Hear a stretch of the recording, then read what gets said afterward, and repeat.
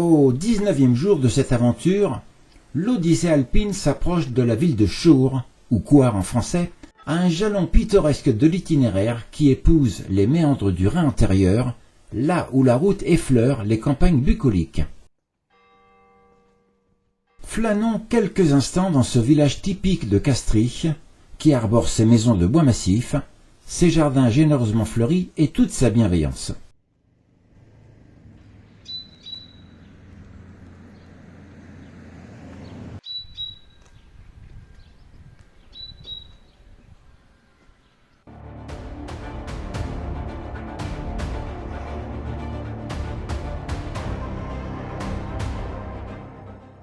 Dans les alpages de la haute vallée du Rhin antérieur, les petites cabanes alpines en rondins de bois, disséminées dans les prés, sont des vestiges vivants d'un mode de vie agropastoral ancien, lié à la transhumance et à l'exploitation des pâturages d'altitude. Le pastoralisme était une véritable relation affective entre les éleveurs et leurs troupeaux dans les milieux exploités.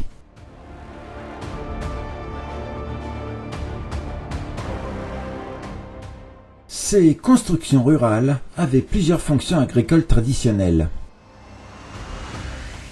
Elles servaient de refuge aux bergers et au bétail lors de l'estivage, lorsque les troupeaux montaient des vallées vers les pâturages d'altitude au printemps-été.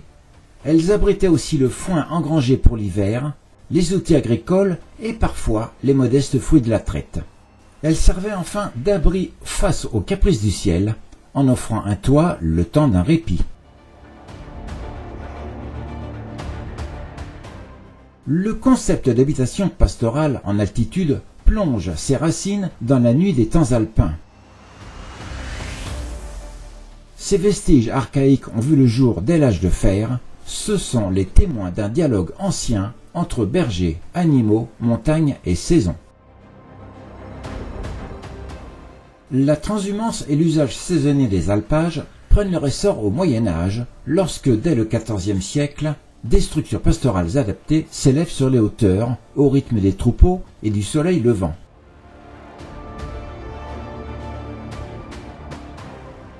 Le développement des cabanes en bois dans les pâturages alpins se sont intensifiés entre les XVIIe et XIXe siècles, à mesure que l'agriculture de montagne se professionnalisait et que la société pastorale se structurait, inscrivant durablement son savoir-faire. En somme, ces cabanes sont l'écho d'un passé agropastoral où l'homme, les animaux et les reliefs vivaient en interaction permanente.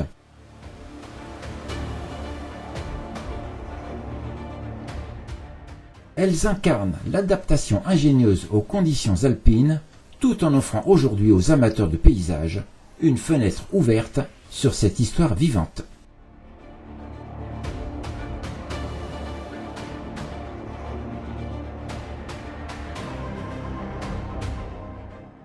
En contrebas des cabanes et dans l'immensité de la Romanche, le Rhin antérieur a creusé son lit dans les méandres des reliefs et s'égrène sur 1350 km, traversant terres et frontières jusqu'aux Pays-Bas pour se livrer à la mer du Nord.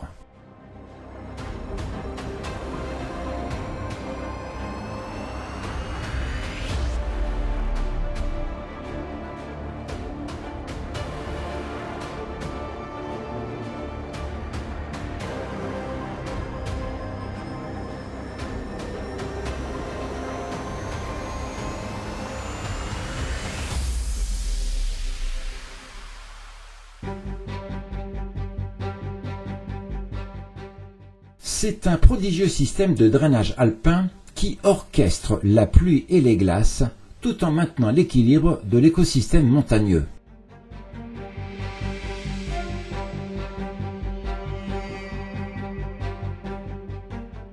Ce fleuve prend sa source dans le massif du Gothard, au lac de Thomas en Suisse et à 2340 mètres d'altitude, proche du col de la Fourca, là où les montagnes respirent la pureté des cimes.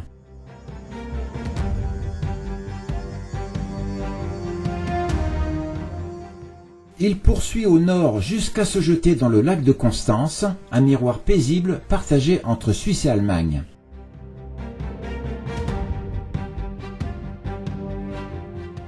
Il continue sa course vers l'ouest en traversant la ville de Bâle, puis il prend la direction du nord parcourant les terres de Bavière en Allemagne sur un itinéraire jouxtant la frontière française, glissant gentiment vers Strasbourg.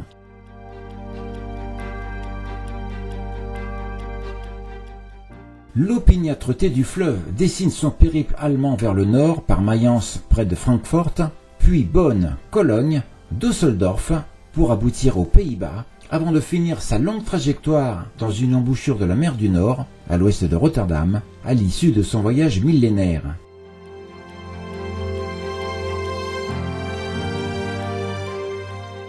Le Rhin a creusé son lit depuis 11 millénaires, ce qui représente une seconde à l'échelle des temps planétaires, puisque en effet il existe en tant que cours d'eau depuis seulement la fin de la dernière glaciation, au rythme des siècles et des fontes.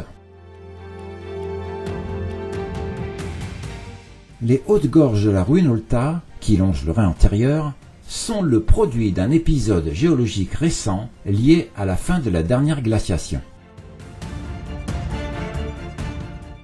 Il y a environ 11 000 ans, le retrait des glaciers quaternaires a libéré le cours des rivières, jusqu'à là entravé par l'emprise glaciaire, c'est-à-dire à la période qui a suivi l'excavation des glaces à la fin du Pléistocène.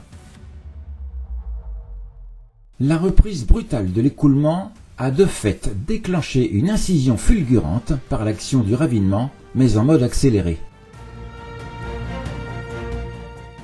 Par conséquent, le fleuve a creusé profondément et rapidement les dépôts glaciaires, mais aussi le substratum rocheux, cette roche ancienne longtemps ensevelie sous le glacier, façonnant ces gorges spectaculaires que l'on admire de nos jours. Ce ravinement ne relève donc pas des lentes respirations des temps géologiques, mais d'un ajustement vif et décisif du paysage, contraint de se réinventer face à un bouleversement climatique majeur. En somme, c'est l'action virile de l'érosion fluviale qui a nivelé le lit du Rhin, de telle manière que sa pente est devenue douce et régulière. À l'échelle de l'histoire planétaire, ces gorges sont jeunes. Elles témoignent de la capacité d'une hydrographie aux allures passives à remodeler en quelques millénaires seulement une topographie profondément transformée par l'eau et la glace. Le ravinement de ces hautes falaises friables s'est exercé à une échelle industrielle, sculptant au fil du temps des failles monumentales comme écrouées à jamais dans cette prison minérale.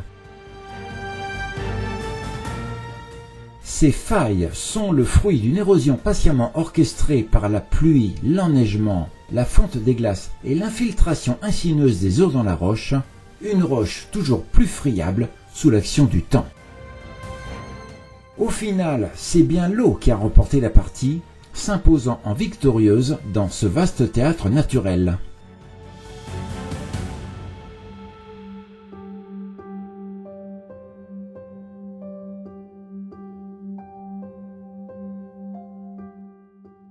Trois kilomètres plus loin, le spectacle gagne encore en intensité. Depuis un belvédère discrètement niché dans la forêt, le regard plonge à l'aplomb d'un cingle du fleuve, où l'eau dessine une courbe dans les entrailles de la vallée.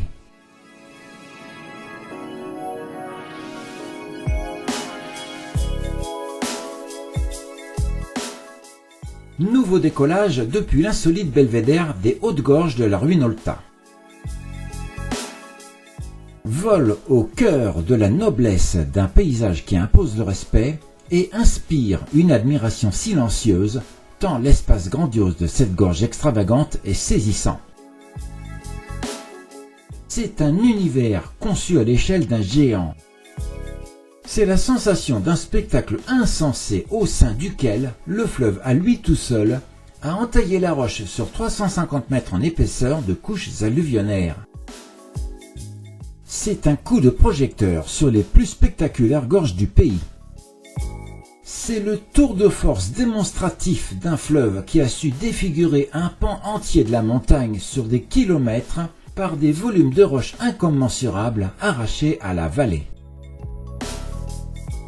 Ces falaises de titan ne sont pas le fruit du hasard, mais celui d'une singularité minérale en lien intime aux événements géologiques et climatiques passés, concentrés sur ce tronçon précis du territoire. Voici le secret de la magie des lieux. L'origine des parois abruptes et spectaculaires de la ruine Olta ne sont pas d'anciennes roches métamorphiques, ces roches magmatiques transformées par la chaleur sans jamais véritablement fondre, non. Mais elles proviennent pour l'essentiel d'immenses dépôts d'éboulis, issus du gigantesque glissement de terrain de Flims, survenu il y a plus de 9500 ans, lorsque la montagne, dans un fracas titanesque, céda sous la force gravitationnelle.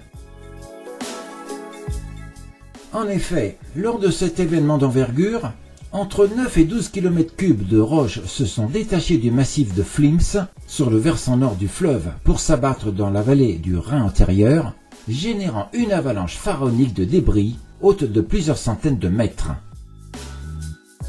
L'ampleur du cataclysme fut telle qu'il scella la vallée par obstruction, donnant naissance à un lac éphémère. Les falaises que l'on admire aujourd'hui sont donc essentiellement composées de ces dépôts de roches concassées et de gravats compactés, consolidés par le temps. Bien qu'elles puissent paraître comme des parois rocheuses massives, elles ne sont en réalité que l'assemblage ancien de masses d'éboulis homogènes, façonnées au fil du temps, puis lapidées et liquéfiées par la subite fonte des glaces et la furie des eaux. En plus de cela, une fine poudre blanche glissée entre les moellons colmate ces débris et leur confère l'apparence d'un mur continu, compact et immuable. C'est donc bien grâce à ces éboulis colossaux, précipités ici dans un fracas digne d'un film hollywoodien, que nous avons l'honneur et le privilège de contempler aujourd'hui ces méga-falaises s'élevant sur 350 mètres au point le plus haut. Selon les cartes géologiques et les descriptions locales, ces parois comportent aussi une composante de calcaire associée aux dépôts glaciaires et morainiques du Quaternaire, témoignant de sédiments jadis présents avant et pendant l'effondrement. Au fil des millénaires, l'eau du Rhin a entaillé ces masses de débris et sculpté les reliefs.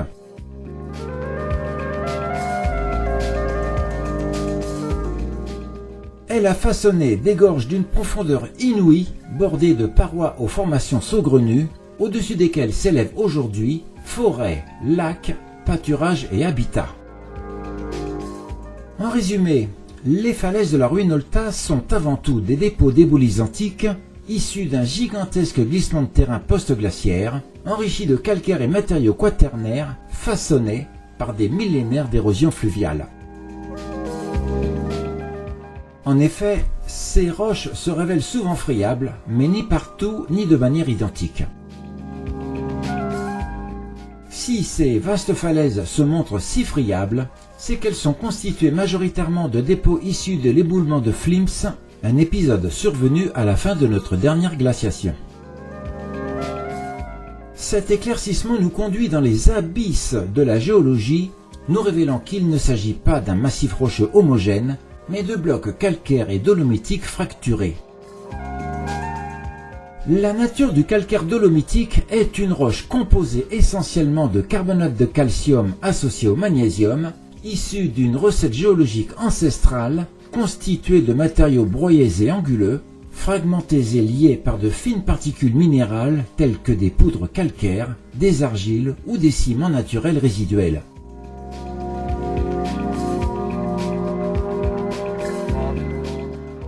Cette origine explique leur cohésion imparfaite. Si les parois paraissent solides, leur structure reste fragile. C'est une friabilité contrastée puisque là où dominent les débris peu cimentés, les parois se livrent plus facilement à l'érosion. Elles s'écaillent, se fissurent, s'effondrent par plaques ou par chute de blocs. Parfois ce sont des ponts entiers qui cèdent. En revanche, les falaises gagnent en résistance et en stabilité là où les blocs, plus massifs et mieux imbriqués, se soutiennent mutuellement. Mais aussi là où l'érosion a mis à nu le substratum calcaire, révélant la roche mère, plus ferme et constituant l'ossature profonde de la montagne. Le substratum est la roche-mère calcaire sous-jacente, ancienne et compacte, qui constitue le socle solide d'un terrain. L'action de l'eau conjuguée au gel-dégel ont joué un rôle d'accentuation de la fiabilité par l'érosion fluviale à la base des falaises, très actif en climat alpin. L'eau est donc un sournois saboteur. Elle s'insinue, elle élargit les fissures et finit par décomposer, par démolir ce que la gravité avait bâti. En résumé, les roches de la Ruinolta se montrent dans l'ensemble friables, héritières d'un gigantesque amas d'éboulis né au lendemain de la fonte des glaces. Pourtant, leur résistance n'est pas uniforme puisqu'elle varie au gré de la composition locale et du degré de cimentation. Par-delà ces falaises d'exception, dans ce site surréaliste aux sensations d'ailleurs, le fleuve Rhin poursuit inlassablement sa course jusqu'au point le plus bas, à 1300 km d'ici. Le Rhin s'étire depuis 11 000 matins, fait de millénaires et de lendemains. Il frôle les vignes et longe les pierres, il charrie les siècles dans son courant. C'est une mémoire géologique fidèle, un fleuve d'Europe grave et puissant.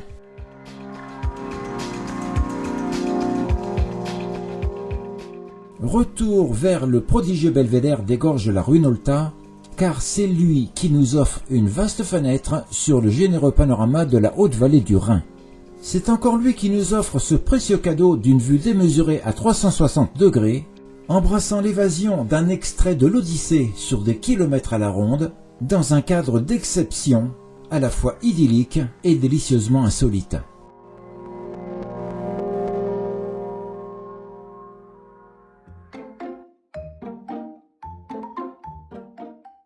Aux abords d'une terrasse naturelle, à proximité des gorges du Rhin, l'église de Versam et son noyau villageois millénaire, emblématique des Grisons, se dévoilent au cœur des pâturages d'un vert profond. Ancrée dans un paysage naturel bucolique, l'église dite réformée, héritière de la réforme protestante, fut édifiée en 1634 afin d'offrir à sa poignée d'habitants une présence spirituelle proche et familiale. Symbole du cœur communautaire, elle saille du paysage comme un témoin du patrimoine local, portant en ses pierres la mémoire architecturale autant que la vie sociale du lieu. Elle incarne le cœur de la communauté, symbole de paix, de stabilité et d'harmonie au sein du village. L'intérieur est paré d'un décor rococo rural et abrite un orgue baroque.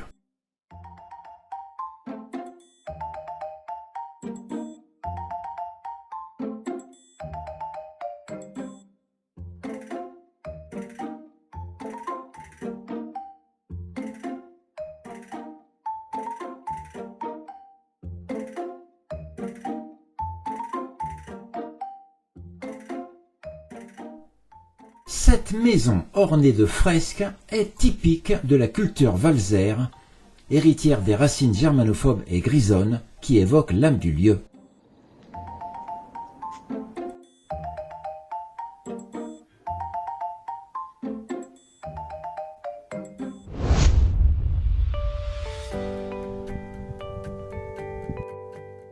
Sur un pré baigné de soleil, une fleur jaune se balance tranquillement.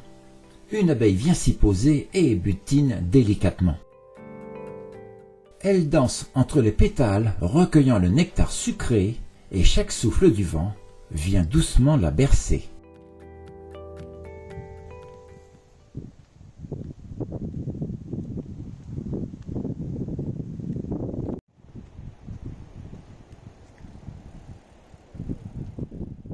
Sur le parcours des gorges du Rhin, promeneurs et cyclistes suspendent leur élan, fascinés par la beauté discrète nichée au creux des reliefs. Ils s'imprègnent du lieu, laissant leur regard et leurs pas contempler le travail magistral d'une œuvre géologique parachevée.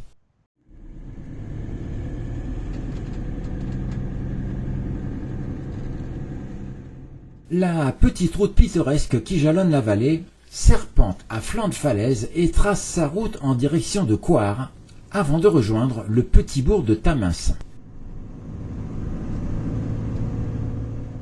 À chaque virage, le coup d'œil est différent, chaque tour de roue gagne en découverte, chaque mètre parcouru procure une nouvelle image gagnée.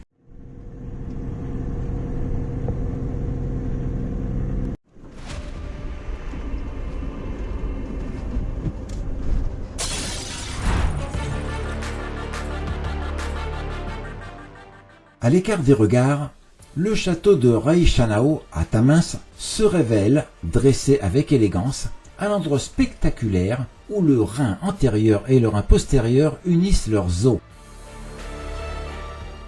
Élevé au XVIIe siècle, il vit le jour sous l'impulsion de la famille épiscopale de Schauenstein, dont la pierre porte encore l'empreinte du pouvoir et du temps. On reconnaît bien là le style helvético-savoyard, où les volets de bois ornés de motifs peints en zébrure rythment les façades d'une signature graphique héritée des traditions alpines. Au temps agité de la Révolution française et des troubles de la fin du XVIIIe, il devint refuge du savoir en abritant une école, le Philanthropinum, où enseigna un certain temps Louis-Philippe Ier avant de devenir roi de France. Aujourd'hui, le château poursuit sa vie au rythme des saisons, devenu domaine vinicole entre les mains de la famille von Starner, où la pierre ancienne veille sur la vigne et son patrimoine. Perché sur son promontoire, l'église réformée de Tamins domine la vallée où le vent et la lumière caressent les pierres. Elle est dressée à l'emplacement de vestiges archéologiques millénaires d'une toute première église. Le clocher culminant à 50 mètres veille comme un phare sur le village et le Rhin.